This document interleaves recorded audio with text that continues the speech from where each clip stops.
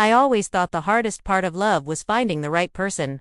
No one tells you that sometimes, the real battle isn't with the person you love, it's with the family that comes attached to them. In today's story, I'm going to tell you how my fiancé's rich family decided I wasn't good enough to marry into their world. How they tried to secretly replace me with a better bride. And how, in the end, I didn't fight for them, I simply stepped aside and let them lose everything they tried to protect. If you enjoy long, emotional revenge stories about rich versus poor, toxic in-laws, and cold, quiet karma, make sure you like this video, subscribe to the channel, and stay until the very end, because the way this engagement ends is not with a wedding, but with justice. My name is Laura, and nothing about my life was ever handed to me on a silver platter.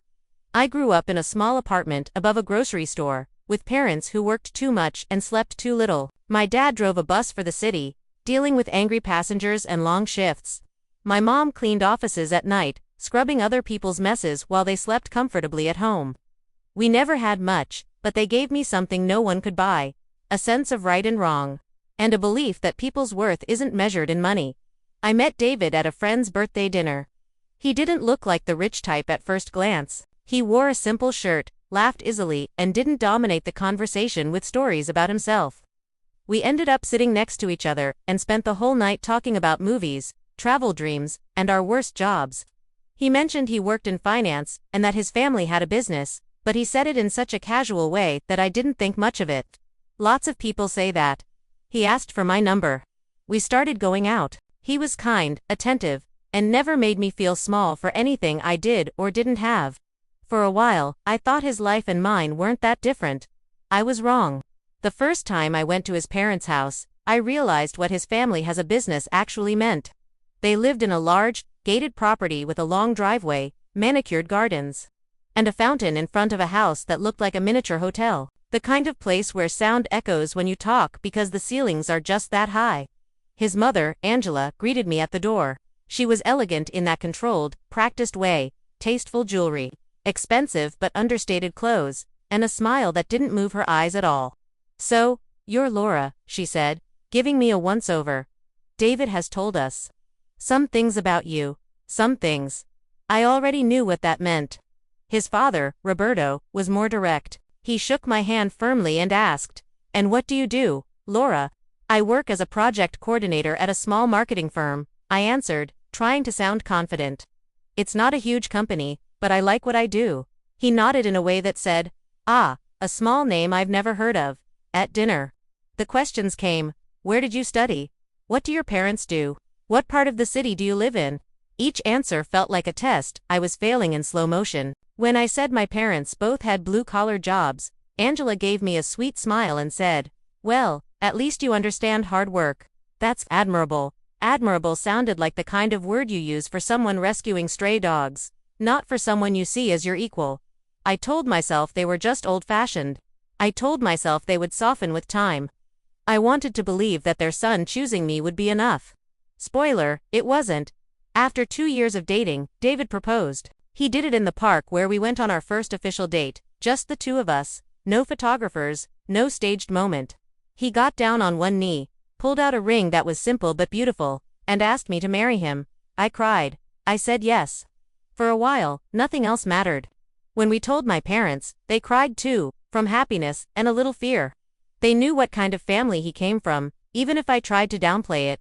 When we told his parents, the reaction was different. Angela smiled, hugged him, and then hugged me with a stiffness that felt more like posing for a photo than real affection.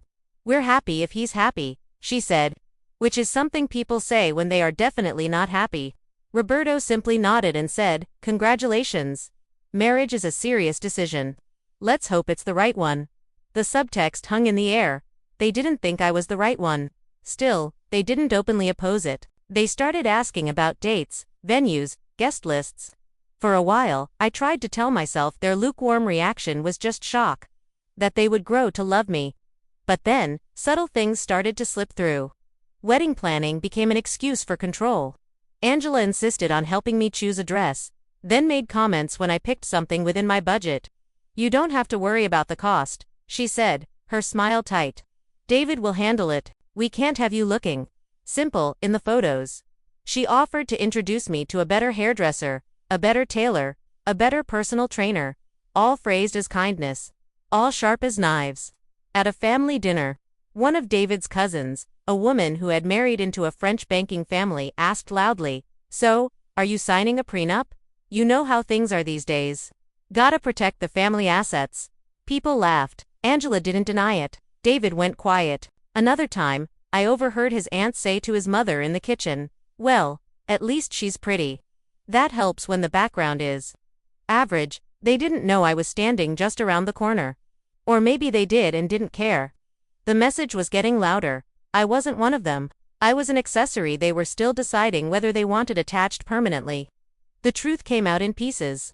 The first crack was a conversation I wasn't supposed to hear. I had gone to David's parents' house to go over some wedding details one Saturday. While they were in the living room, I stepped into the hallway to take a call from my mom. When I hung up and turned back, I heard voices from the partially open study door. "Angela, she's fine, but she's not what we imagined for him. Roberto, it's his first marriage. We can't make a mistake. This isn't dating. This is legacy." Angela again. "Did you talk to the Costas? Their daughter just came back from Europe. Educated, well-connected, and from a good family. That's the kind of woman who fits our circle." My heart started pounding. I heard David's voice then, weak and tired. "Mom, I'm already engaged. You can't just shop around for someone else like this is a business deal. We can't." She replied calmly, "You'll thank us later when you realize you married someone on your level instead of out of pity." Silence. I backed away slowly, my hand on my mouth, my eyes burning. They weren't just unhappy about me. They were actively looking for a replacement. I tried to convince myself that it was just them talking, that David would shut it down completely. But the universe decided I needed more proof. A few days later, when David left his laptop open on the table, a message popped up in the corner of the screen while he was in the shower. It was from his mother. "Dinner next Saturday with the Costas is confirmed. Don't be late. Come alone. We don't need to complicate things with Laura there." I stared at the message, my stomach twisting. Then another message, from an unknown number labeled Anna Costa. "Your mother said we'd get along. Looking forward to meeting you properly this time. They had already met. They weren't just exploring the idea of another bride. They were actively lining her up. When David came back into the room, he saw my face and followed my eyes to the laptop. He froze. "Laura, I can explain," he started. "No," I said quietly. "I think I've heard enough explanations from your family already." We sat down at the kitchen table, the laptop between us like a third person. "Are you seeing someone else?" I asked, my voice surprisingly calm. "No," he said quickly. "God, no, I'm not. They're the ones pushing this. It's all them. I've told them I want you, but you're going to this dinner," I replied. "With another woman, while engaged to me." He ran his hands through his hair. "It's complicated," he said. "They keep threatening to cut support, to mess with the business." "Too, whose business?" I interrupted. "Yours or theirs?" He hesitated. That told me everything. The truth was ugly, but clear. He loved me, but he loved the safety of his family's money more. He wanted me, but he wanted their approval too, and when forced to choose, he was trying to find a way to keep both. "You don't understand the pressure," he said weakly. "They've built everything. They can take it away." I looked at him for a long moment.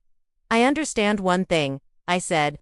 "If you were really on my side, you wouldn't be going to that dinner. You wouldn't be entertaining the idea of meeting other options. You would have walked out of that house the moment they suggested it. The fact that you're even considering it tells me exactly where I stand." He didn't answer. Because there was nothing he could say that would fix the fact that he had let it get this far. That night, I lay awake in bed, staring at the ceiling. I could have fought. I could have called his mother, his father, his aunt, and screamed. I could have shown up at the dinner and caused a scene. Part of me wanted to, but a louder part of me whispered something else. "Why are you fighting to stay where you are clearly not wanted?" I thought about my parents, about the way my mom had looked at me when I showed her the ring, proud, but worried. I thought about how tired I already felt from constantly proving I was worthy. I realized something simple and painful. If this was how things were before the wedding, marriage wasn't going to magically fix it. I would spend my life being measured, judged, compared. I didn't want that life. No amount of money could make me accept that kind of slow erosion of who I was. So I made a decision. I wouldn't stop them from replacing me. But I also wouldn't be there when everything fell apart. The first step was practical. I needed to disentangle myself. I canceled the venue reservation that was under my name. I contacted vendors we had booked with my card and asked for what refunds I could get. I returned gifts we'd already received from friends on my side. I packed a small suitcase and moved out of the apartment we shared. The lease was in his name anyway. Another reminder of how much control his family had. I left a simple note on the table. I deserve someone who doesn't treat our engagement like a negotiation. You deserve the life you're too afraid to give up. I'm not going to fight with your family for you. I'm just done. Laura, then I went back to my parents' house. They were shocked, of course. They wanted to kill him. They wanted to call his parents and solve it. I just asked them for time. Time to breathe. Time to think. Time to not be the girl trying to impress rich people. Meanwhile, I stayed very, very quiet. I didn't text him. I didn't answer his calls. I didn't post anything about what happened online. I just disappeared from their storyline. A few months passed. I focused on my job, on therapy, on sleeping without waking up with anxiety at 3 a.m. Life wasn't glamorous, but it felt mine again. One afternoon, a coworker came into the office with her phone in her hand. "Hey, didn't you used to date some guy named David Sobernome?" she asked. "Isn't this his family?" She showed me a news article. I recognized the name of his family's company immediately.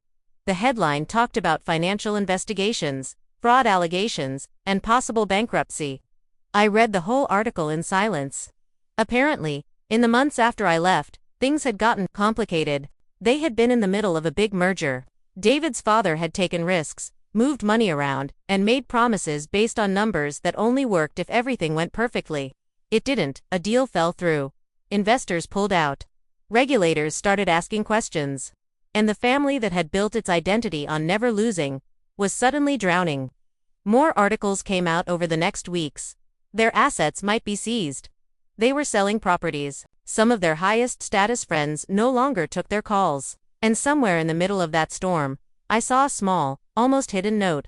Sources close to the family say a previously announced engagement between their son and a long-term girlfriend was called off. Rumors suggest there was pressure to pursue a more strategic union. That arrangement never materialized. I almost laughed. They had tried to replace me with a richer bride. In the end, there was no bride, and not much left to protect. One evening, months after the news broke, there was a knock on my parents' door. My mom opened it and froze. "Laura," she called quietly. "It's him." David stood there, looking older, thinner, and nothing like the confident man I'd once agreed to marry. His expensive clothes were still there, but they hung on him differently now, less like armor, more like costume. "Can we talk?" he asked. We went outside, sat on the small bench near the entrance, the same one where my dad liked to drink coffee and watch people go by. He told me everything. How his parents had pushed harder and harder. How the other bride, the rich girl from the other family, had backed out when she sensed financial trouble. How the merger failed. How creditors came. How the perfect life collapsed. He said, "I should have chosen you. I should have stood up to them. I realized too late that you were the only thing in my life that wasn't transactional." I listened. I didn't interrupt. I didn't comfort him. When he was done, he looked at me with tears in his eyes. "I know I don't deserve it," he said, "but if there's any chance, any at all, that we could try again one day." I took a deep breath. "I don't hate you," I said slowly. "I believe you loved me, in your own way. But you loved your comfort more. You let them treat me like a replaceable piece. You let them shop for a newer, richer version of me, while still calling me your fiancé." He lowered his head. "I'm sorry," he whispered. "I know," I replied. "But I don't want a love that collapses the moment someone waves money on the other side. I deserve someone who chooses me when it's hard. Not only when everything has already fallen apart." We sat in silence for a moment. Then I stood up. "Take care of yourself, David," I said. "I hope you build something real this time, without them making all your choices." I went back inside. I didn't look back.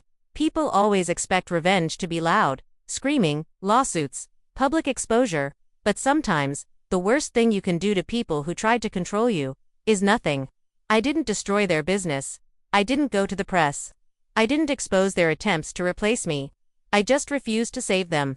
I didn't warn them about deals I knew were risky. I didn't stand next to them at corporate events as the smiling, supportive fiancé. I didn't bring stability to a house built on arrogance and calculation. I stepped out of the way and let gravity do the rest. They wanted a richer bride, someone whose last name would impress their friends. In the end, no last name could protect them from the consequences of their own greed. My revenge was simple. I walked away with my self-respect intact. While they lost everything they had sacrificed it for. If you've ever felt like someone was trying to upgrade you, replace you with someone richer, more connected, or more fitting for their family, tell me in the comments what you would have done in my place. Would you have fought for the relationship, tried to convince them, or walked away and let them deal with the fallout? Don't forget to like this video, subscribe to the channel, and share this story with someone who needs a reminder that sometimes, the most powerful revenge isn't destroying someone's life. It's refusing to save them when they throw you away. And if you want more long, emotional revenge stories about toxic rich families, broken engagements, and quiet, satisfying justice, stay tuned. Season 1 still has more to come.